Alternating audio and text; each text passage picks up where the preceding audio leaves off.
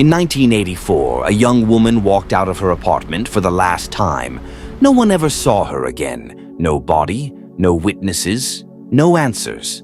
Her case became just another forgotten folder buried deep inside a police archive. Another life cut short, another question left hanging in the dark. But decades later, a single item sealed inside one of these boxes would expose the truth. A clue so ordinary, so overlooked, that it almost slipped past history entirely. Before we go deeper into this case, let me know in the comments. Where in the world are you watching from tonight?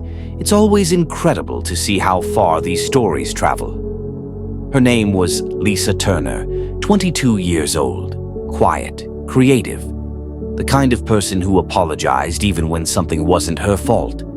She had just moved to a small Midwestern town to start fresh, working at a local print shop. Her family adored her. She called home every night. She never missed a weekend visit, so when Lisa didn't show up for work one Monday morning, and her phone rang unanswered that night, everyone knew something was wrong. Lisa was last seen on a warm Friday evening. She left work at 5 p.m., stopped by the grocery store, and made it back home.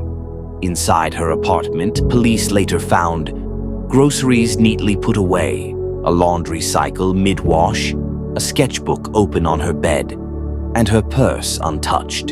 It looked like she had planned a quiet night alone. But neighbors reported something chilling. A short scream sometime after 9 p.m. Another tenant mentioned a dark-colored car idling near the building. Police searched, knocked on doors, interviewed everyone they could. No leads. Lisa had vanished without a trace. Investigators combed through Lisa's apartment, and one detail immediately stood out: a half-empty soda can on her coffee table. Lisa didn't drink soda at all. Friends confirmed it.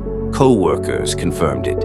Police collected the can, but in 1984, DNA testing was barely in its infancy. The can was logged, bagged, and stored away. Dozens of interviews followed. Every lead dried up. The case grew colder with each passing week. Her family begged for answers, but there were none. As the years went by, her case faded from public memory. Buildings changed. People moved away. New tragedies took the spotlight. But in a locked room deep inside the police department, Lisa's evidence box remained untouched. Then, in 2023, nearly 40 years later, a newly formed cold case unit specializing in genetic genealogy reopened forgotten files from the 1980s. Detective Rowan was assigned Lisa's case. Meticulous, patient, determined. He pulled out her evidence box, and there it was. That soda can, still sealed, still logged, still waiting. And if you're still with me, thank you for following this journey so far. Before we get to the moment that finally cracked this case open, tell me in the comments, where are you watching from tonight?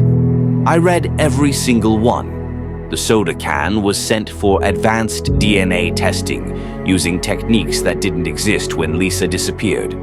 The results came back. Male DNA, but no match in any database.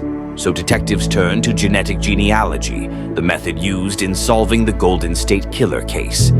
Within weeks, genealogists built a family tree that pointed to one man, Mark Hollis, a quiet factory worker.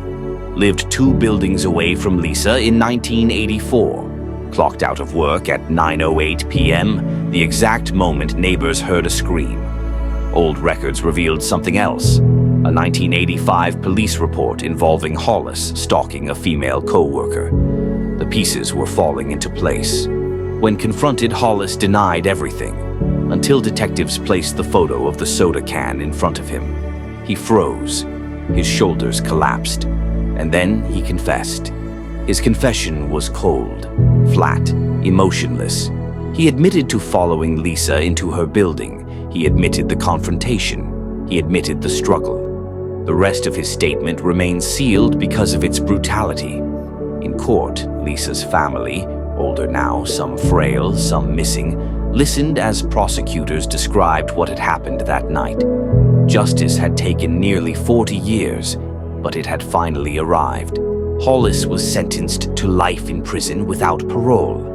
A memorial service was held for Lisa Turner, the closure her family had prayed for. This case reminds us that even the smallest piece of evidence, something as ordinary as a soda can hold the truth for decades. It proves that time does not erase justice, that forgotten evidence still speaks, and that every victim, no matter how long it takes, deserves their story told. Thank you for watching. Stay safe